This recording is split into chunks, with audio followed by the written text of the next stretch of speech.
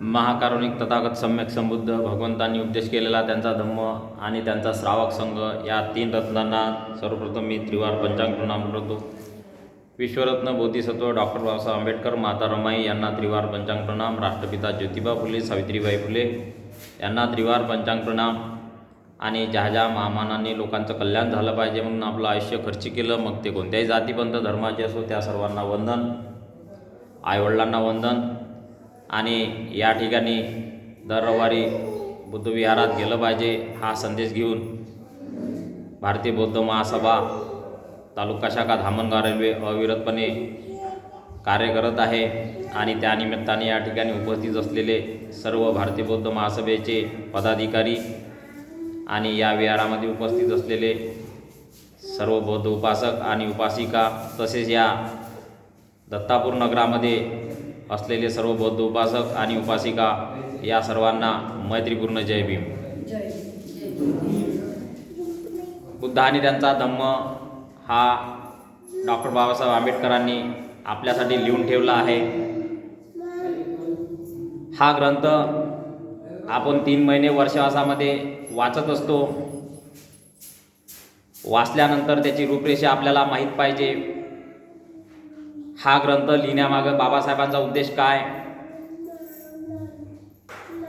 बाबासाहेब म्हणतात की हा ग्रंथ लिहिण्याची एक वेगळीच गोष्ट आहे. काय झालं होतं, बाबासाहेबांना कलकत्त्याची महाबोधी सोसायटी यांनी वैशाख मासिकामध्ये त्यांना एक लेख लिहिण्यासाठी सांगितला होता. त्यांनी लेखामध्ये बाबासाहेबांनी जेव्हा लेख लिहिला त्यामध्ये 2-3 गोष्टी महत्त्वपूर्ण नमूद केल्या. त्यामध्ये पहिली गोष्ट म्हणजे की विज्ञाननिष्ठ युगाला किंवा समाजाला बौद्ध धम्माची कास धरल्याशिवाय गत्यंतर नाही. आणि त्रिपिटक किंवा बौद्ध तत्त्वज्ञान ग्रंथ एवढे मोठे व्हास्ट आहे, एवढे मोठे आहे की ते एक सर्वसाधारण माणूस वाचू शकत नाही. तेव्हा एक बायबलसारखा सर्वांना समजण्यायोग्य एखादा ग्रंथ लोकांना समजण्यासाठी असायला पाहिजे, असं त्यांनी त्यामध्ये काय केलं, मत सुचवलं. हे मासिकामध्ये प्रसिद्ध झालं. प्रसिद्ध झाल्यानंतर तिथल्याच लोकांनी काय केलं, बाबासाहेब मग हे तुम्हीच कार्य का नाही करत, असं त्या लोकांनी, कलकत्त्याच्या महाबोधी सोसायटीच्या लोकांनी बाबासाहेबांना विनंती केली. त्या विनंतीला मान देऊन बाबासाहेबांनी 1951 पासून हा ग्रंथ लिहिण्यास सुरुवात केली. हा ग्रंथ तुम्हाला माहीत आहे, बाबासाहेबांचं महापरिनिर्वाण 6 डिसेंबरला झालं. 5 डिसेंबरपर्यंत हा ग्रंथ पूर्ण झाला. बाबासाहेबांच्या हयातीमध्ये त्यांना तो प्रकाशित करता आला नाही. त्यामध्ये बाबासाहेब निघून गेल्यानंतर तिथून 1 वर्षाने 1957 नोव्हेंबर 1957ला पीपल एज्युकेशन सोसायटीने हा ग्रंथ प्रकाशित केला. हा ग्रंथ प्रकाशित झाल्यानंतर तो काही आपल्या लोकांच्या हाती लागला, काही प्रती अशा काही लोकांच्या हाती लागल्या की तो ग्रंथ वाचला आणि त्यांनी कोर्टामध्ये केस टाकली ह्या ग्रंथाच्या विरोधात, की हा ग्रंथ बुद्ध तत्त्वज्ञान नसून, बघा, हा ग्रंथामध्ये बुद्ध तत्त्वज्ञान नसून बाबासाहेबांनी स्वतःचेच मत मांडले, त्यामुळे या ग्रंथावर बंदी आणावी, स्टे आणला. कोर्टामध्ये ह्या ग्रंथावर बंदी आणली. आपल्या लोकांना समजलं काय करावं, कसा सोडवा. हा ग्रंथ इंग्रजीमध्ये प्रकाशित केला. सर्वात महत्त्वाची गोष्ट म्हणजे हा ग्रंथ बाबासाहेबांनी इंग्रजीमध्ये लिहून ठेवला. त्यामुळे सुरुवातीला पीपल एज्युकेशन सोसायटीनं हा ग्रंथ इंग्रजीमध्ये प्रकाशित केला. आता तो आपल्या लोकांना बौद्ध तत्त्वज्ञानाचं नुकताच दीक्षा घेतली म्हणून त्यामुळे फारसं नॉलेज नव्हतं, काय करावं कसं करावं. त्यामुळे आवडे बाबू आणि इतर काही मंडळी यांनी एक पर्याय म्हणून पूज्य भदंत आनंद कौशल्यान यांच्याकडे गेले आणि त्यांना ही सगळी हकीकत सांगितली का या ग्रंथावर बंदी आणली कोर्टाने. मग भदंत आनंद कौशल्याच्या माध्यमातून कोर्टामध्ये विनंती करण्यात आली की आम्हाला याचे संदर्भ दाखल करण्याकरता काही दिवस वेळ द्या. तेव्हा 3 महिन्याचा वेळ देण्यात आला. 3 महिन्यामध्ये भदंत आनंद कौशल्यान यांनी काही संदर्भ सादर केले आणि त्यानंतर पुन्हा विनंती केली. रिट पिटिशन आपल्या माध्यमातून आपल्या लोकांनी भदंत आनंद कौशल्यांच्या माध्यमातून सादर केलं आणि 3 वर्षाचा अवधी मागितला. कोर्टाने 3 वर्षाचा अवधी मागितला.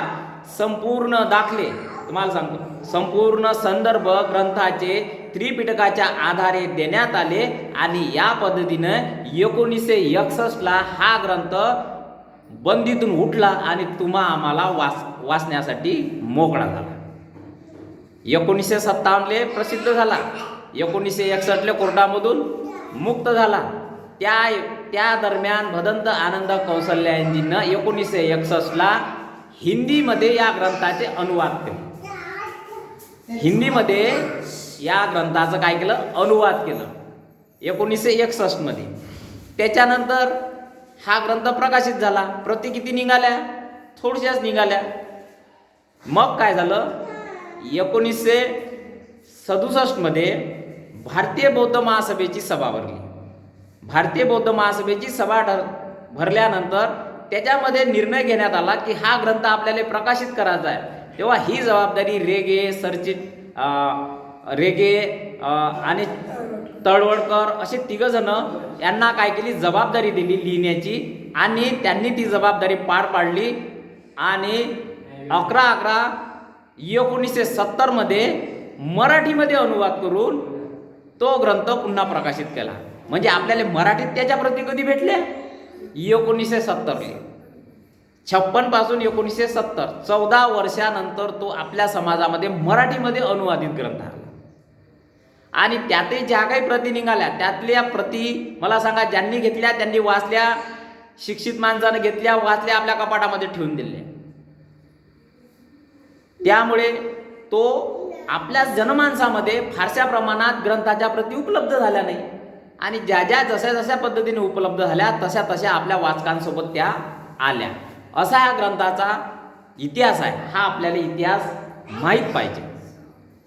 आणि हा ग्रंथ जेव्हा आपण वाचतो त्यामध्ये बाबासाहेब म्हणतात की परिचय यामध्ये नमूद करतात की वाचकांना उत्साह निर्माण होण्याकरता 4 गोष्टी महत्त्वपूर्ण आहे. की जो काही सिद्धार्थाने गृहत्याग केला त्याचं कारण काय. दुसरी गोष्ट 4 आर्य सत्यासंबंधीचं कारण काय, म्हणजे 4 आर्य सत्याबद्दल दुःख याबद्दल त्यांनी प्रश्नचिन्ह निर्माण केला. त्याच्यानंतर तिसरं पुनर्जन्म, कर्मसिद्धांत यासंबंधी वाचकांमध्ये उत्सुकता निर्माण झाली पाहिजे. आणि भिक्खूंची निर्मिती, संघामध्ये भिक्खूंची निर्मिती कशा करता केली हे 4 प्रश्न वाचकांसमोर उपस्थित केले. आणि याबद्दल वाचक जेव्हा वाचतील तर त्यांना याचे प्रश्न शोधायचे आहे. त्यामध्ये त्यांना काय मिळतील, प्रेरणा मिळतील म्हणते. बरोबर आहे की नाही. मग जेव्हा आपण वाचतो तेव्हा आपण वाचल्यानंतर ह्या गोष्टी आपल्याला काय झाल्या पाहिजे, माहीत झाल्या पाहिजे, उकल झाल्या पाहिजे, समजून घेतल्या पाहिजे. आणि बुद्ध आणि त्याचा धम्म आपण वाचल्यानंतर तो दर पिढीमध्ये तो काय झाला पाहिजे, त्याचा प्रसार झाला पाहिजे. आपण वाचत असताना त्यामध्ये तुम्हाला माहीत आहे एकूण खंड 8 आहे. एकूण खंड 8 आहे. त्याच्यामध्ये भाग जर पाहिले तर 49 भाग आहे.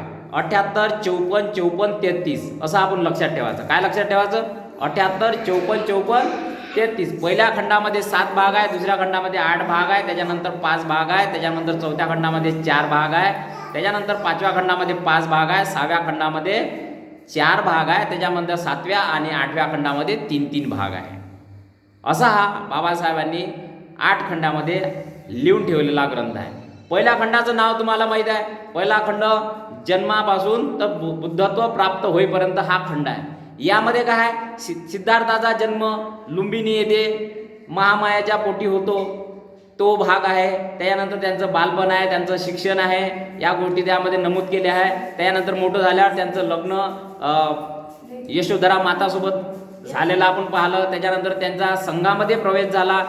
संघामध्ये प्रवेश झाल्यानंतर अशी काही 28-29 या वर्षी अशी घटना घडते की त्यांना त्या गृहत्याग करावा लागते, कारण की शाक्य आणि कोली यांचा त्या रोहिणी नदीसाठी काय होतो, संघर्ष होतो. त्यासाठी ते युद्धासाठी मनाई करतात, त्यामुळे त्यांना गृहत्याग करावा लागते.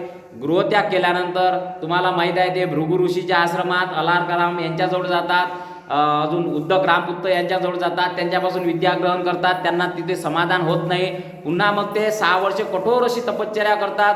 एवढी अशी कठोर तपश्चर्या करतात की पोट काय होते, पाठीले लागते आणि पाठ पोटाला लागते. एवढी महान अशी तपश्चर्या करते तरी त्यांच्या हाती काही लागत नाही. परंतु ते नैराश्य घेतात काय, अजिबात नैराश्य होत नाही. त्यांना असं वाटते की नाही, दुःखातून मुक्त होण्याचा किंवा संसार सुखी होण्याचा मार्ग कुठे ना कुठे आपल्याला काय होईल, सापडेल. म्हणून ते शोधतच राहतात. असाच प्रसंग तुम्हाला माहीत आहे, एका वृक्षाखाली बुद्धगयाच्या त्या सेनानी गावाच्या आसपास त्या वृक्षाखाली बसले असताना ते सुजाताची खीर ग्रहण करतात. सुजाताची खीर ग्रहण केल्यानंतर त्यांना काय शरीरामध्ये ताजेतवानेपणा येते आणि त्यांना हे लक्षात येते की आपल्याला जो मार्ग शोधायचा आहे तो शरीर चांगलं असलं तरच मन चांगलं राहील. मार्ग शोधण्यासाठी मनाले जर आपल्याला काहीतरी चालना द्यायची असेल तर शरीर जर आपलं सुदृढ राहील तर आपण हे सगळ्या गोष्टी करू शकतो. म्हणून त्यांनी ते अन्न काय केलं, जेवण घेतलं आणि बुद्धगयाला त्या पिंपळ वृक्षाच्या झाडाखाली निघाले आणि तिथे जाऊन बसले आणि त्यांना काय केली, ज्ञानप्राप्ती केली. काय केली, ज्ञानप्राप्ती केली. ज्ञानप्राप्ती काय केली म्हणजे काय केली, त्यांना बोधी सर्वज्ञता प्राप्त झाली. सर्वज्ञता म्हणजे या निसर्गाचा जो धम्म आहे, या धम्म म्हणजे काय, स्वभाव. या निसर्गाचा जो स्वभाव आहे, हा निसर्ग चालतो कसा, कायच्यामुळे काय होते हे त्यांना समजलं. त्यामध्ये काय त्यांना पहिले समजलं, त्यांना स्वतःचे काय पाहिले, त्यांनी स्वतःचे अगोदरचे काय पाहिले, जन्म पाहिले. मी कुठं होतो, मी कसा होतो, मी या जन्मात काय करत होतो, त्या जन्मात काय करत होतो, असे त्यांनी स्वतःचे जन्म पाहिले. त्याच्यानंतर त्यांनी काय पाहिलं, परचित्त ज्ञान. या निसर्गामध्ये परचित्त म्हणजे कर्मसिद्धांताच्या अनुषंगाने दुसऱ्याच्या मनात काय आहे, कोणते विचार आहे, कोणते धातू आहे, कोणते स्वभाव आहे, कशामुळे काय घडते, ह्या सगळ्या गोष्टी त्यांनी पाहून घेतल्या. त्याच्यानंतर काय पाहिलं त्यांनी, प्रतीत्य समुत्पाद म्हणजे कार्यकारण भावाचा सिद्धांत, म्हणजे काय केल्यामुळे काय होते. बरोबर आहे की नाही, ह्या गोष्टी त्यांनी पाहिल्या. त्या प्रतीत्य समुत्पादाच्या 12 उलट आणि 12 सुलट कळ्या जर आपण त्याचा एवढ्या लवकर आपल्याला ते काही समजून घेता नाही येणार, पण त्या जर आपण समजून घेतल्या तर त्यासाठी आपल्याला कमीत कमी 1 ते 1.5 तासाचा आपल्याला वेळ पाहिजे. त्यामध्ये आपण चांगल्या पद्धतीने ते समजून सांगू शकतो. असं त्यांना बोधीमध्ये समजलं आणि तेच आर्यसत्य त्यामधून शोधून काढले की या जगामध्ये काय आहे, दुःख आहे. दुःख काय आहे, दुःख पंचस्कंद म्हणजे शरीर आणि जीव, शरीर आणि मन एकत्र येणे, जीव जन्म घेणे, हेच काय आहे, दुःख आहे. दुःखाला काय आहे, दुःख समुदाय, दुःख निरोधागामी पटिपदा, आर्य अष्टांगिक मार्ग, सम्यक दृष्टी, सम्यक संकल्प, सम्यक वाचा, सम्यक आजीविका, सम्यक कर्मांत, सम्यक स्मृती, सम्यक वीर्य आणि सम्यक समाधी, असे 8 आर्य अष्टांगिक काय आहे, मार्ग आहे. त्याच्यावर जर आपण चाललो तर निश्चितच आपण काय होतो, निर्वाणाकडे जातो. म्हणजे दुःख मुक्तीचा मार्ग त्यांना सापडला. अशा पद्धतीने आपण काय पाहिलं, पहिल्या खंडामध्ये त्यांनी पाहिलं. त्याच्यानंतर दुसऱ्या खंडामध्ये धम्मोपदेश करू किंवा नाही करू, त्यामुळे ब्रह्मसहपती येतो, त्यांना विनंती करतो का जग फार मोठं दुःखात आहे, तुम्ही यांच्याकडे करुणेनं पहा. मग ते पाहतात आणि पुन्हा विचार करतात का नाही, आपल्याला आपण त्यासाठीच तर बुद्धत्व प्राप्त केलं होतं का, हे लोक जगामध्ये प्राणी दुःख दैन्यामध्ये सापडले आहे, यांना दुःखातून मुक्त करण्यासाठीच तर आपण काय केलं, तर बुद्धत्व प्राप्त केलं. त्यामुळे ते नकारात्मकतेकडे न वळता काय करतात, ते पॉझिटिव्ह थिंकिंगचा विचार करून, सकारात्मक विचार करून ते लोकांकडे जातात. मग मी धम्म कोणाला सांगावं, सर्वप्रथम तर त्यांना आलार कलाम आणि उद्धत रामपुत्त यांची आठवण येते. ते यामधून या जगातून निघून गेले असं त्यांना समजते. म्हणून ते 5 भिक्षूंना, जे त्यांच्यासोबत 6 वर्षे तपश्चर्या करत होते, असे ते बद्धीय, कौंडन्य, अश्वजित, महानाम, वप्प असे 5 पंचवर्गीय भिक्षू कुठं होते, ते पाहते तर सारनाथ येथे होते. म्हणून ते सारनाथला जातात आणि तिथे सारनाथला काय करतात, धम्मचक्र प्रवर्तित करतात. म्हणजे काय करतात, त्यांना शील, पारमिता ह्या गोष्टी समजून सांगतात. मी बुद्धत्व प्राप्त कसं केलं हे सगळं सांगतात आणि तिथून हा संघ निर्माण होतो आणि 5 भिक्षू त्यांच्याकडे काय करतात, भिक्खू होतात आणि शरण येतात आणि बुद्धं नमामि, धम्मं नमामि आणि संघं नमामि. तिकडून बुद्ध धम्म संघ हा तिथून सुरुवात होते आणि तिथून काय होते, चरक भिक्खवे चारिक, बहुजन हिताय बहुजन सुखाय. म्हणजे तिथून बहुजनाच्या हितासाठी आणि बहुजनाच्या हे सुखासाठी काय होते, धम्माचा प्रचार सुरू होतो. ह्या दुसऱ्या खंडामध्ये आहे. आणि दुसऱ्या खंडाचं नाव काय आहे? धम्मदीक्षेची मोहीम. म्हणजे धम्मदीक्षेची मोहीम म्हणजे त्यांनी काय सगळ्या जणाला धम्मदीक्षा दिली. प्रसेनजित राजाला धम्मदीक्षा दिली, अनाथ पिंडकाला धम्मदीक्षा दिली, बिंबिसार राजाला धम्मदीक्षा दिली, कपिलवस्तूमध्ये जाऊन शुद्धोधन राजा त्यांना धम्मोपदेश दिला. तिथं कपिलवस्तू त्या लोकांना धम्मदेशना केली. जीवकाला धम्मदीक्षित केलं. या सगळ्या लोकांना काय केलं? महिलांना धम्मदीक्षित केलं. जे काही नीच कुलीन होते, सुपीक सोपाक यांना धम्मदीक्षा. म्हणजे त्यामध्ये काय नाव जनरली उच्च कुलीन आणि खालच्या वर्गाचे म्हणजे सर्वसाधारण आणि महिला या सगळ्यांचे बाबासाहेबांनी त्यामध्ये याच्यासाठी उदाहरण घेतलं की भगवान बुद्धाने कोणालाही सोडलं नाही. जो त्यांच्यापाशी आला त्यांना धम्मदीक्षित केलं. त्याच्यामध्ये उच्च नीच भेदभाव असा कुठेही केलेला नाही. अशा पद्धतीनं. आणि त्यामध्ये महत्त्वाचं म्हणजे रठ्ठपाल आहे. रठ्ठपालची जर तुम्ही गोष्ट ऐकली असेल तुम्हाला ती रठ्ठपालची गोष्ट महत्त्वाची माहीत आहे, परंतु रठ्ठपालचा त्यामध्ये फार महत्त्वाचा संदेश आहे, हे तुम्ही समजून घ्या. रठ्ठपाल आणि राजाची जेव्हा चर्चा होते तेव्हा राजा काय म्हणते, मी असं ऐकलं की एखादा व्यक्ती घरत्याग सोडून देतो त्याचं कारण असं की तो गरीब असतो. म्हणून आता काय करायचं जीवनात, तर आपण काय केलं पाहिजे? श्रमण झालो पाहिजे, भिक्षू झालो पाहिजे. किंवा एखाद्याचा नातेवाईक कोणीच नसतो म्हणून तो काय विचार करतो का नाही बा मी काय झालं पाहिजे? भिक्षू झालो पाहिजे, श्रमण झालो पाहिजे, गृहत्याग केला पाहिजे. एखादा रोगी असतो तर काय करायचं आहे? तर मग संसाराचा त्याग केला पाहिजे. एखाद्याचे नातलाईक कोणीच नसतात अशा पद्धतीनं. परंतु तुझ्या घरी सगळंच आहे, तू श्रीमंत आहे, तुझं लग्न झालं आहे, तुझ्या घरी ऐश्वर्य आहे, धनसंपत्ती आहे, तुला मुलं आहे, पत्नी आहे, हे सगळं असताना तुझं कारण काय आहे बा की जेणेकरून तू गृहत्याग केला? मग तो सांगतो 4 गोष्टी मला भगवान बुद्धाच्या समजल्या. काय म्हणते? 4 गोष्टी मला भगवान बुद्धांच्या समजल्या की गृहत्याग करणे हे फार चांगलं आहे. काय म्हणते? मला हे आढळून आलं. पहिली गोष्ट काय आढळून आली? ह्या जगाचा लालन पालन करता, ज्याला आपण म्हणतो का हे जग कोणी निर्माण केलं, कसं निर्माण केलं, कुठून आलं, काय झालं, या जगाचा लालन पालन करता कोणीही नाही. याचा कोणीच वाली नाही, ह्या जगाचा कोणी वाली नाही, हे पहिले मला समजलं. दुसरी गोष्ट काय समजली? हे जग अनित्य आहे, संपणार आहे. बरोबर आहे की नाही? हे जग काय आहे? अनित्य आहे, परिवर्तनशील आहे. एकातून दुसरं उत्पन्न होणे, एकातून दुसरं उत्पन्न होणे, ते उत्पन्न झालं का अजून त्यामधून दुसरं उत्पन्न होते, ते उत्पन्न झालं का ते संपते ना न संपते, त्यामधून अजून उत्पन्न होते. हे असं चक्र चालूच राहते. म्हणजे हे जग काय आहे? अनित्य आहे. काहीही या जगामध्ये आपलं म्हणून ह्या जगामध्ये काहीही नाही. हे सारात महत्त्वाची गोष्ट आहे. तिसरं काय समजलं? तृष्णेचा दास होऊन लोक दुःखी होतात. काय समजलं? तृष्णेचा आपण काय होतो? तृष्णेचा दास होतो. भौतिक जगामध्ये आपण जीवन आपण करत असताना काय करतो? हे माझं, ते माझं, ते माझं, आणि त्या भवऱ्यातच आपण राहतो. आणि त्याच्यामधून आपण काय अजून आपल्यामध्ये आपण दुःख ओढून घेतो. तृष्णेचा दास होऊन आपण काय होतो? दुःखी होतो. आणि चौथी गोष्ट हे समजली का सगळं सोडून जावं लागतं. काय ह्या जगामध्ये जाताना काय सगळंच सोडून जावं लागते. इथं काहीच नाही. ज्या गोष्टी आपल्याला इथं काहीच देत नाही त्या गोष्टीच्या मागे आपण धावून राहिलो. या गोष्टी समजल्या म्हणून रठ्ठपाल म्हणते का मी भिक्षू झालो. तो त्याच्या आईवडिलाशी झगडा करू, त्याच्या आईवडिलांनी त्याला नाही म्हटलं, तुम्हाला माहिती आहे ना गोष्ट, नाही म्हटलं तरी त्याने काय केलं? तो भिक्षू झाला. दुसरी गोष्ट आहे चंडालिकाची महत्वाची गोष्ट. चंडालिका आनंदाच्या मागं लागते. आनंद तिला आवडते आणि काय म्हणते? मला आनंदाशीच लग्न करायचं आहे. आनंद काय म्हणते? अगं म्हणते मी काय म्हणते? बुद्धाचा काय आहे? मी शिष्य आहे बुद्धाचा, त्यामुळे मी लग्न करू शकत नाही. लग्न न करण्याचं मी व्रत घेतलं आहे, ब्रह्मचर्याचं पालन करण्याचं मी व्रत घेतलं आहे, त्यामुळे मी तुझ्याशी लग्न करू शकत नाही. ही जेव्हा आनंद तथागतांजवळ गोष्ट सांगते तेव्हा त्या चंडालिकाला काय तथागत बोलावते, तिला पाठव म्हणते माझ्याजवळ.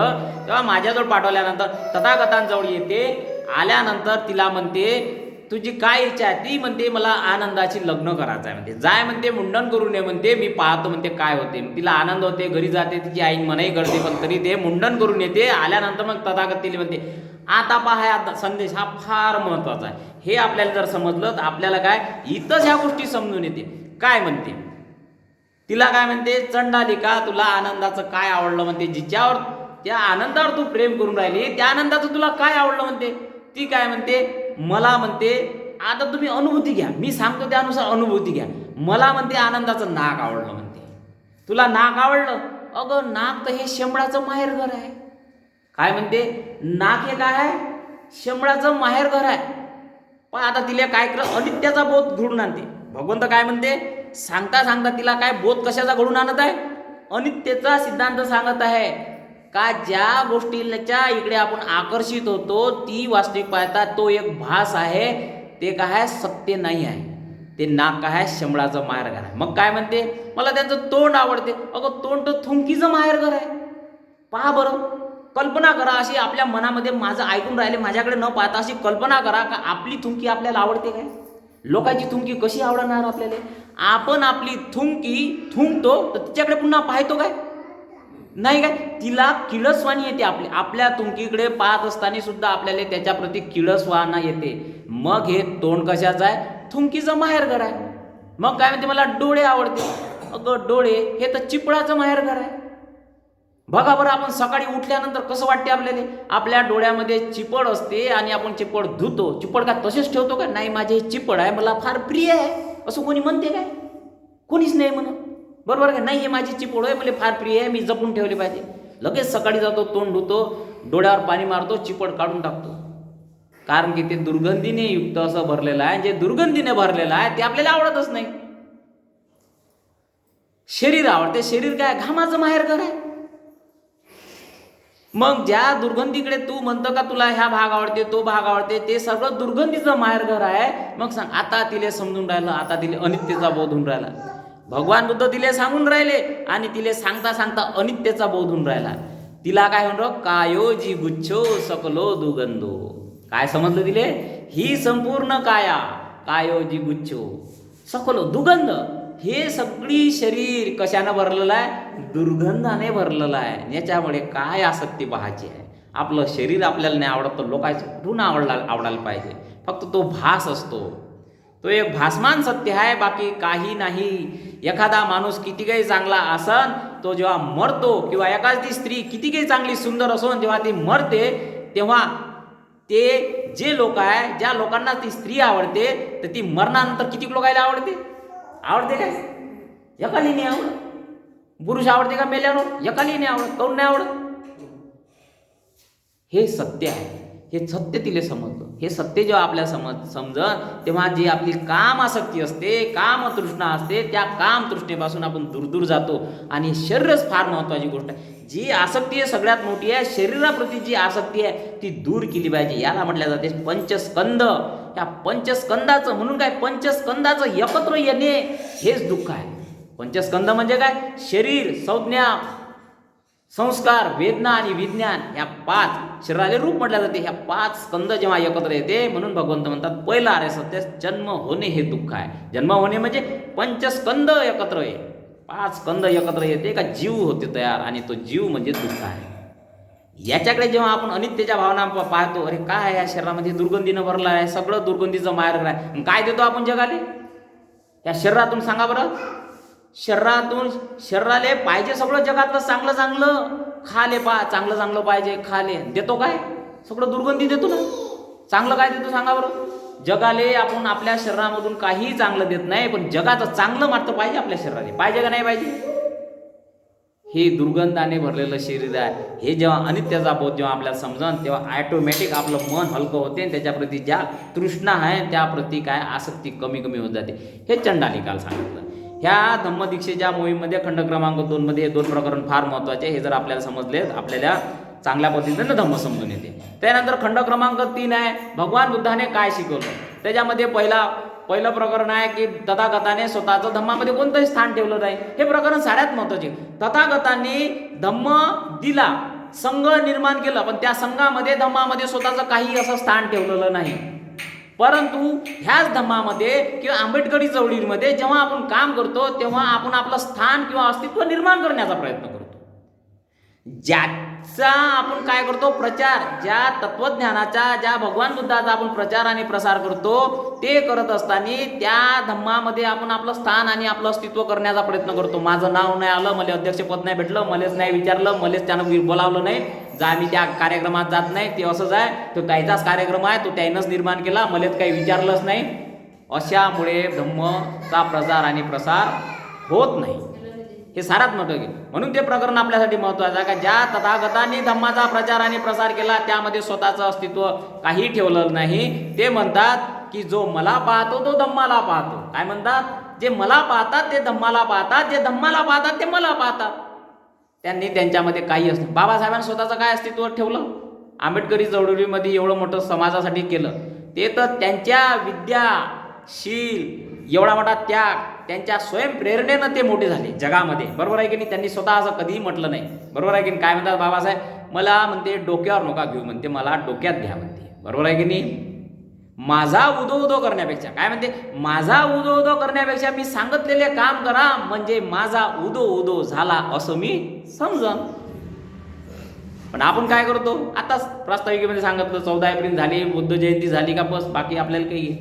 खरा प्रचार आणि प्रसार हा असतो की आपण सतत रविवारी बाबासाहेबांचा संदेश घेऊन रविवारी गेलं पाहिजे, धम्मदेशना ऐकली पाहिजे, ते सातत्य ठेवलं पाहिजे आपल्या कार्यक्रमामध्ये. जसं आपण आपला परिवार चालवत असताना प्रत्येक गोष्ट कामधंदे करतो ते सातत्य ठेवतो, तर त्या व्यतिरिक्त जो काही आपल्याला वेळ भेटते तो आपण समाजासाठी दिला पाहिजे. आणि तो समाजासाठी काम देऊन, वेळ देऊन थोडं थोडं का प्रत्येकाने केलं. काय म्हणते बाबासाहेब, म्हणते काही एकाला सगळंच काही करा असं नाही म्हणत, ज्याला जितके करता येईल तितके त्यानं करावे. काय म्हणते, मी स्वतःच्या स्वार्थाकडे आणि संसाराकडे लक्ष न देताही मी कार्य केलं म्हणते बाबासाहेब. म्हणते माझं एवढंच म्हणणं आहे की ज्याला जेवढं करता येईल तेवढं त्यानं करावं. आपापल्या बुद्धीनं, आपापल्या क्षमतेनं, आपापल्या याने ज्याला जेवढं जमते तेवढं जरी त्यानं केलं तरी पुष्कळ काही समाजामध्ये मोठं कार्य होऊ शकते. हे प्रकरण फार महत्त्वाचं आहे. त्याच्यानंतर काय आहे, 3, 4, 5 असे खंड आहे की काय आहे, धम्म म्हणजे काय, अधम्म म्हणजे काय आणि सद्धम्म म्हणजे काय. धम्म म्हणजे काय, कायाची शुद्धता, वाचेची शुद्धता आणि मनाची शुद्धता. कायाची शुद्धता म्हणजे काय, कायामुळे काय होते, 3 अकुशल कर्म होते, 3 कुशल कर्म होते. कायामुळे काय, काय हिंसा होते, हिंसा कशाने होते, शरीरानं होते, हिंसा शरीरानं होते, म्हणून हिंसा करू नये, हे कायाचे अकुशल कर्म आहे. त्याच्याऐवजी काय केली पाहिजे, पण मैत्री केली पाहिजे. आताच मैत्री गीत म्हटलं कवाडे साहेबांना, बरोबर आहे की नाही, हे मैत्री केली पाहिजे. त्याच्यानंतर काय, शरीराने चोरी होते, चोरी केली नाही पाहिजे, त्याच्याऐवजी दान दिलं पाहिजे. त्याच्यानंतर व्यभिचार नाही केला पाहिजे, तर एक बंधुभावाचं नातं निर्माण केलं पाहिजे. असे शरीराचे अकुशल कर्म. वाचेचे काय, 4 अकुशल कर्म होते, खोटे न बोलणे, व्यर्थ बडबड न करणे, चुगलीची आहाडी न करणे, निंदा नालस्ती न करणे, कठोर न बोलणे, त्याऐवजी काय, मृदू बोलणे. कायाचे अकुशल कर्म. मनाचे अकुशल कर्म काय आहे, तृष्णा आहे, द्वेष आहे आणि मोह म्हणजे अडाणीपणा. हे काय आहे, मनाचे अकुशल कर्म. हे नाही केले पाहिजे. म्हणजेच कायाची शुद्धता, वाचेची शुद्धता आणि मनाची शुद्धता म्हणजे काय आहे, धम्म होय, बरोबर आहे की नाही. त्याच्यानंतर तृष्णा त्याग म्हणजे धम्म होय, निर्वाण प्राप्त करणे म्हणजे धम्म होय. त्यामध्ये बरेच काही प्रकरण आले आहे. त्यामध्ये अधम्म तुम्हाला माहिती आहे, अधम्म म्हणजे काय, आत्म्याले न मानणे म्हणजे अधम्म होय, देवाले मानणे म्हणजे काय, अधम्म होय, कर्मकांड करणे म्हणजे अधम्म होय. त्याच्यानंतर काय, आवडंबर, अंधश्रद्धा, ह्या गोष्टी निर्माण करणे, ह्या गोष्टी म्हणजे काय आहे, अधम्म आहे. त्याच्याऐवजी आत्म्याच्या ऐवजी काय दिलं, आत्म्याच्या ऐवजी बाबासाहेब लिहितात भगवान बुद्धाने काय, नामरूप सिद्धांत दिला. काय दिला, आत्म्याच्या ऐवजी भगवान बुद्धाने नामरूप सिद्धांत दिला. नामरूप सिद्धांत म्हणजे तेच पंचस्कंद. नाम म्हणजे मन आणि काय, रूप म्हणजे शरीर. मन आणि शरीर, या शरीरामध्ये मन आणि शरीर आहे. जिथं सर्व काही करते नाम, तर आत्म्याचं काय काम. म्हणून आपण आत्मवादी आत्मवादी दृष्टी, हे माझं ते माझं, हे जेव्हा म्हणतो तेव्हा ऑटोमॅटिक आत्मवादी दृष्टी होते. मी माझं, याच्यामध्ये आत्मवादी दृष्टी होते. बरं, नुसतं आत्म्याला आपण मानतो असा विचार नाही आहे. मनामध्ये ती धारणाच निर्माण नाही झाली पाहिजे. हे माझं, ते माझं, हे घर माझं, ते वावर माझं, अमुक माझं, टमुक माझं, संपत्ती माझी, लेकरं माय, पोट्टे माय, बायको माई, अमुक माय, टमुक माय. मीपणामध्ये तो आत्मभाव निर्माण होतो आणि आत्मभाव आपल्याला काय करते, तो इथंच जपून ठेवतो, तो दुःखमुक्तीच्या मार्गात जाऊ देत नाही. म्हणून आत्म्याले आणि आत्म, ज्याला शाश्वतवाद दृष्टिकोन म्हटल्या जाते, तो शाश्वतवाद दृष्टिकोन नष्ट करायचा असते. तो नष्ट होतो अनित्यवादाच्यानं नष्ट होतो. हे आपण काय केलं पाहिजे, हे केलं पाहिजे. यामध्ये अधम्मामध्ये या साऱ्या गोष्टी येतात. सद्धम्म म्हणजे मनाची मलिनता दूर करणे. मनाची मलिनता, मनाची मलिनता म्हणजे काय, ज्या मनामध्ये काय असते, मनामध्ये काय असते, क्रोध असतो, द्वेष असतो, राग असतो, ह्या सगळ्या गोष्टी, कृपणता असते, अहंकार असते, मान असते, मोठेपणा असते, या सगळ्या गोष्टी. अपमान झाला तर आपण खजील होतो, मान झाला तर आपण मार मोठे मोठे उडत राहतो, माया त्यानं मान केला, माया सत्कार केला. ह्या गोष्टी ज्या आहे, याला म्हटलं जाते मनाच्या मलिनता. किंवा सद्धमामध्ये आपण समोर समोर करतो किंवा येतो. सद्धमामध्ये जेव्हा येतो तेव्हा सद्धमामध्ये जर आपण पहिले धम्म पंचशिलाचं आचरण करून जेव्हा सद्धमामध्ये येतो, तेव्हा सद्धमामध्ये आल्यानंतर एखादं काय होते, कार्य करत असताना एखादा व्यक्ती काय करते, एखाद्या व्यक्तीलाच जवळ करते, तेव्हा आपल्याला कसं वाटते, धम्मामध्ये मलाच जवळ करते, मलाच काम सांगते, ती एक मलिनता निर्माण होते. एखादे भिक्षू आले, भिक्षू जीवन जगत असताना काय होते, त्यांना जर दान भेटत राहिलं, त्यांना मान सन्मान करत राहिलं, त्यांना आपण वंदन करत राहिलो, तर त्यांच्यामध्ये हा भाव निर्माण नाही झाला पाहिजे. अरे मी उपासक असताना मला कोणी विचारेच नाही, मला कोणी दान देच नाही, आता मला दानही देते लोक, विचारते, वंदनही करते, त्यामुळे याच्यामुळे काय होते, अहंकार निर्माण होते. याले म्हटलं जाते मलिनता. समजलं तुम्हाला? ह्या मनाचा मळ असतो. हा मनाचा मळ कुठेही निर्माण होतो. धम्मामध्ये आल्यानंतर वेगळाच मनाचा मळ काही निर्माण होतो. अरे धम्मामध्ये मीच कार्य करून राहिलो, मीच हे करून राहिलो, मॅच केलं, मॅच विहार बांधलं, मॅच अमुक केलं, मॅच चळवळ उभी केली, मॅच केली. अरे मी नाही, हे मनाची मलिनता आहे. हे तू समाजासाठी केलं बाबा, हे समाजासाठी केलं. तुझ्या मनातला विचार काय होता की मी समाजासाठी केलं पाहिजे, परंतु तो ऑटोमॅटिक तृष्णा कुठेही निर्माण होते. तृष्णा असं नाही का आपण सद्धम्मामध्ये आलो, धम्मामध्ये आलो, मला तृष्णा संपून जाईल असा काही विषय नाही. तृष्णा कुठेही निर्माण होते. ऑफिसमध्ये निर्माण होते, एखाद्या उद्योगधंद्यामध्ये निर्माण होते. काही तिथं मोठेपणा झाला तर बा हे माझ्यामुळेच झालं, मग तिथं वेगळीच तो अहंकार निर्माण होतो. ह्या सगळ्या मनाच्या मलिनता असते. म्हणून मनाची मलिनता दूर करणे म्हणजे हा सद्धम्म आहे. तो त्याच्यामध्ये आला की मग तो सद्धम्माप्रती काय होते, त्याला समजून जाते. ह्या गोष्टी जर आपल्याला समजला तर सद्धम्म म्हणजे काय, ह्या सगळ्या गोष्टी आपल्याला समजून जाते. बरोबर आहे की नाही? त्याच्यामध्ये जेव्हा धम्म जेव्हा प्रज्ञा समजून घेतो तेव्हा सद्धम्म होतो. धम्म जेव्हा करुणा प्रतिपादित करतो तेव्हा सद्धम्म होतो. धम्म जेव्हा मैत्री शिकवतो तेव्हा काय होतो, सद्धम्म होतो. अशा पद्धतीच्या या गोष्टी त्यामध्ये सांगितलेल्या आहेत. त्याच्यामध्ये खंड क्रमांक 4 आहे धर्म आणि धम्म.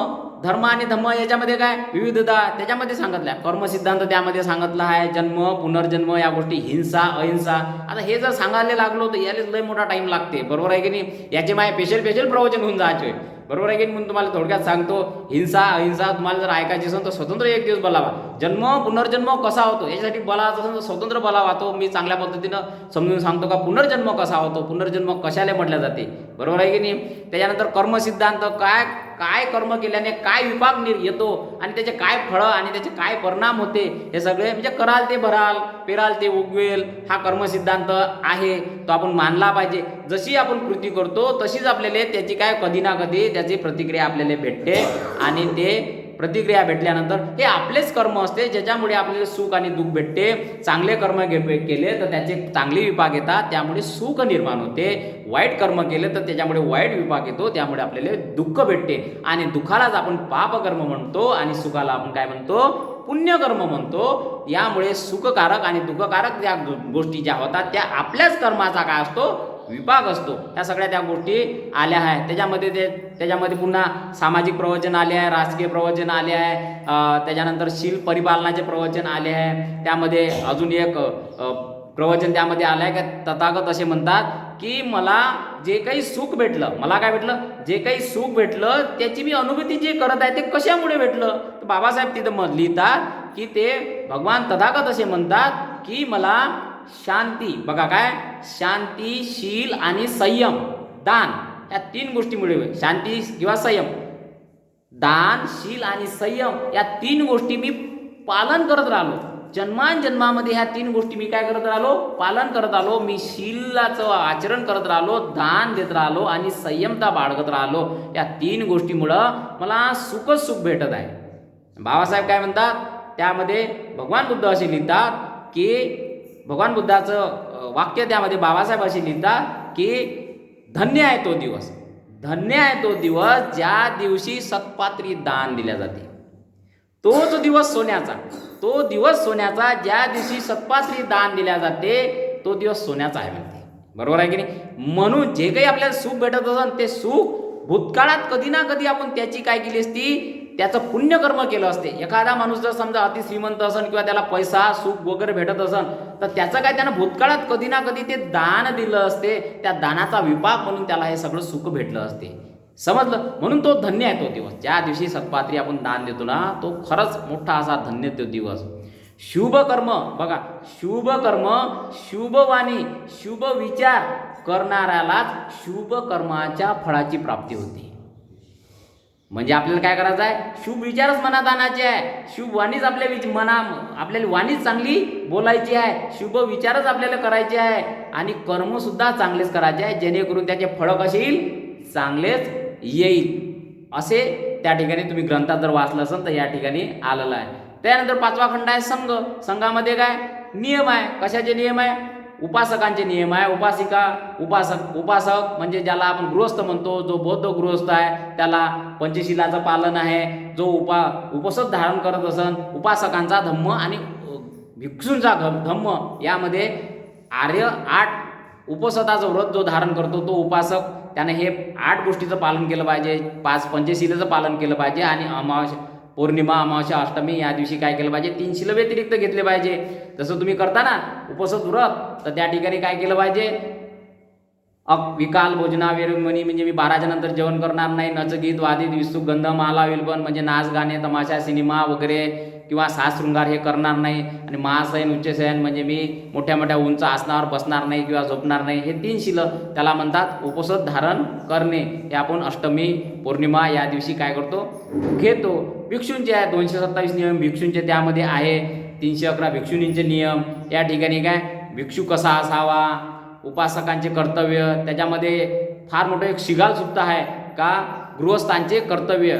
त्यामध्ये शिगाल सुक्त एक फार महत्त्वाचा आहे. त्याच्यामध्ये तो शिगालाची तुम्हाला जर गोष्ट आठवत असेल तर शिगाल काय करत होता, तो राजगृह येथे एखाद्या तलावाच्या पाशी जात होता आणि तिथं पूर्ण वला होत होता सकाळी आणि चौरस्त्यावर येत होता आणि पूर्व दिशेची, पश्चिम दिशेची, उत्तर दिशेची आणि दक्षिण दिशेची आणि वरची आणि खालची काय करत होता, तो पूजा करत होता. तथागत येत असताना त्याला भगवंताला दिसले. अरे म्हणजे तू काय करत आहे, तेव्हा तो म्हणते माझ्या वडिलांनी मला मरताना हे सांगितलं का तू सकाळी सकाळी जात जाय, आंघोळ करत जाय आणि भर रस्त्यावर सगळ्या दिशेची पूजा करत जाय, यामुळे तुझं कल्याण होईल, यामुळे तुझा पुण्य होईल. तेव्हा तथागत म्हणते अरे म्हणते यानं पुण्य नाही भेटत म्हणते. मग शिगाल म्हणते सांगा म्हणते पुण्य कशाने भेटते. मग तिथं तथागत प्रवचन सुरू करते का तू पूर्व दिशेची पूजा न करता आई वडिलांची पूजा कर, पश्चिम दिशेची पूजा न करता तू पत्नीची पूजा कर, दक्षिण दिशेची पूजा न करता तू मित्र नातेवाईकाची पूजा कर, उत्तर दिशेची पूजा न करता तू काय कर, गुरूंची पूजा कर आणि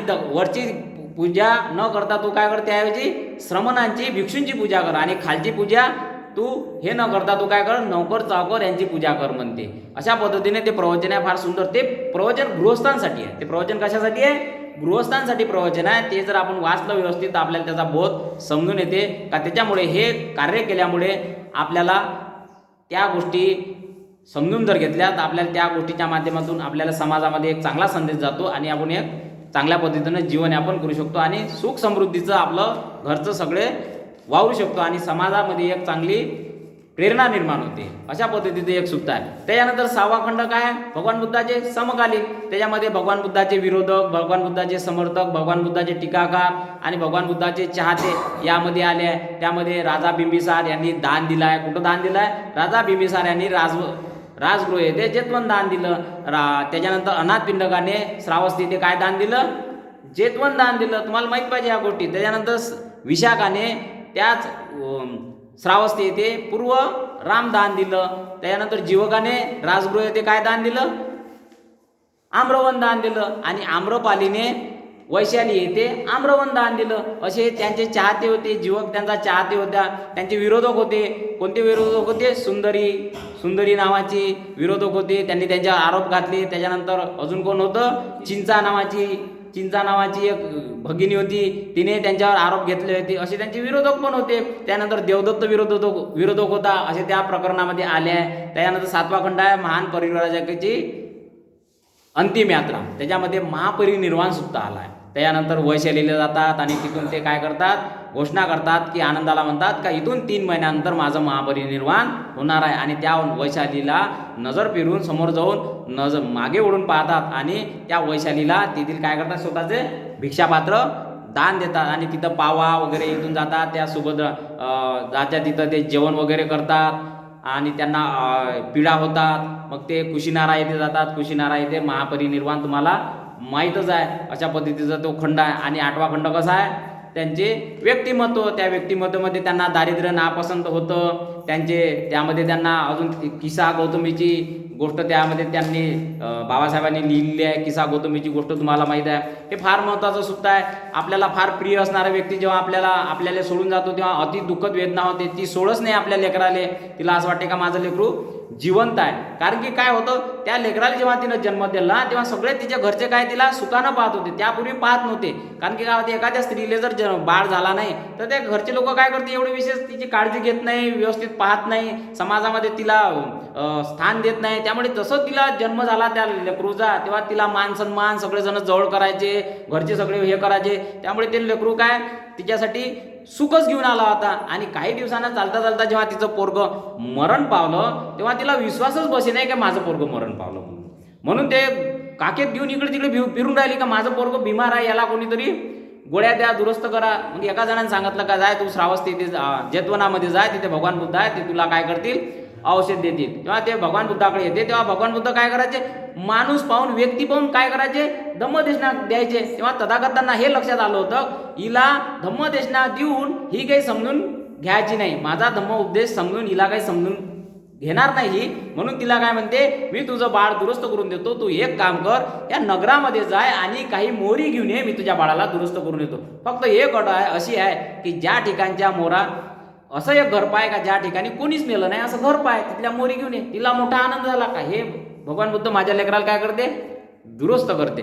असं जेव्हा तिला समजलं तेव्हा बाळाला काय केलं, ते जाते आणि घरोघरी जाते, मोहरा द्या म्हणते, माझ्या बाळाला भगवान बुद्ध दुरुस्त करणार आहे म्हणते. पण म्हणते तुमच्या घरचं मेलं काय म्हणते कोणी, ते काय म्हणते बाई आत्ताच काही दिवस झाले म्हणते माझ्या घरचं मेलं म्हणते. दुसऱ्या घरी जाते, लगेच सांगते काही दिवसापूर्वी प्रत्येक जण सांगते कोणी ना कोणी माझा काका मेला, माझा मामा मेला, माया पोरगं मेलं, माया बाप मेला, माया आजा मेला, माई आजी मेली.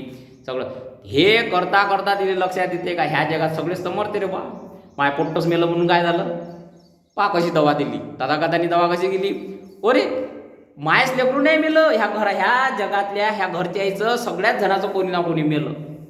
ते तिला तिथंच लक्षात येते. काही भगवान बुद्धाला सांगायची गरज नाही, जेव्हा येते तेव्हा ते वंदन करते, पण ते समजून गेलो म्हणते का सगळेच मरते आहे, बरोबर आहे की नाही, म्हणते भिक्षुनी होते. अशा पद्धतीचे हे 8 खंड अतिसुंदर अशा पद्धतीने बाबासाहेबांनी मांडले आहे. ते जर आपण वाचले, समजून घेतले तर आपण आपल्या निश्चितच बाकी आयुष्यामध्ये आपण आपलं जीवन आपण करू शकतो, बरोबर आहे की नाही. अशा प्रकारे बुद्धाने त्याचा धम्म सांगण्याचा प्रयत्न केला. सांगायसाठी पुष्कळ काही आहे, वेळ फार मोठा होतो, म्हणून मी थोडक्यात मला जे काही सांगता आलं तेवढं मी सांगण्याचा प्रयत्न केला. आणि लांबलेलं प्रवचन मी इथंच थांबवतो. सर्वांना मैत्रीपूर्ण जय भीम.